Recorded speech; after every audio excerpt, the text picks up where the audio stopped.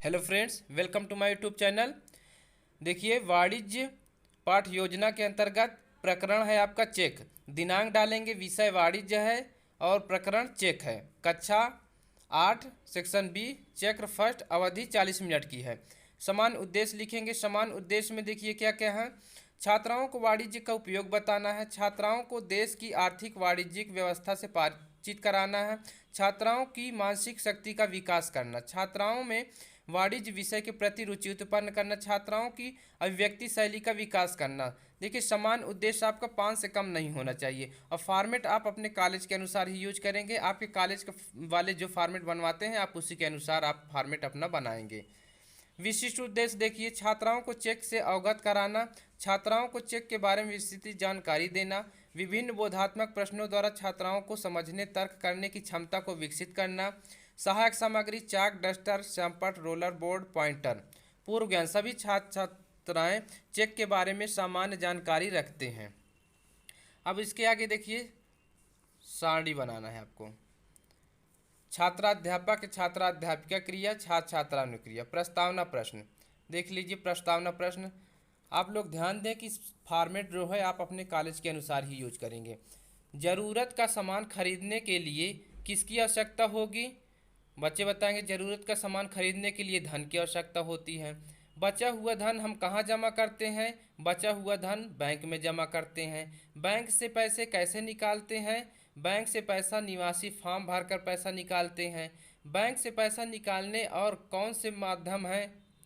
तो बच्चे बताएंगे बैंक से पैसा एटीएम, चेक आदि द्वारा निकाला जा सकता है। चेक के बारे में आप क्या जानते हैं? ये आपका समस्यात्मक प्रश्न बन जाएगा। फिर उस उद्देश्य कथन लिखना है। छात्रों, आज हम लोग चेक के बारे में विस्तार पूर्वक अध्ययन करेंगे। प्रस्तुतिकरण, शिक्षण बिंदु, छात्राध्यापक क्रिया, छात्र छात्रानुक्रिया, संपर्क कार्य। चेक चेक एक शर्त रहित लिखित दस्तावेज या आज्ञा पत्र है जो एक बैंक को किसी व्यक्ति के खाते से उस व्यक्ति को एक विशिष्ट राशि का भुगतान करने का आदेश देता है जिसके नाम का चेक जारी किया गया हो। चेक के 3 पक्षकार होते हैं। छात्राएं ध्यानपूर्वक सुनेंगी। चेक एक शर्त रहित लिखित दस्तावेज या आज्ञा पत्र है। देखिए, पक्षवर क्या? दराज, चेक को लिखने वाला। नेक्स्ट है व्यक्ति जिसका बैंक में खाता हो। नेक्स्ट दूसरा है देनदार बैंक, वह बैंक जिसमें लेखक का रुपया जमा होता है। तीसरा प्राप्तकर्ता, वह व्यक्ति जिसे चेक कर दिया प्राप्त करने का अधिकार दिया जाता है। चेक के 3 पक्षकार होते हैं। पहला दराज, दूसरा देनदार बैंक, तीसरा प्राप्तकर्ता। अब देखिए चेक क्या है? चेक एक शर्त रहित लिखित दस्तावेज है। दराज किसे कहते हैं? जो व्यक्ति चेक लिखता है उसे दराज कहते हैं। चेक रेखांकन कितने प्रकार के होते हैं? समस्यात्मक बन जाएगा।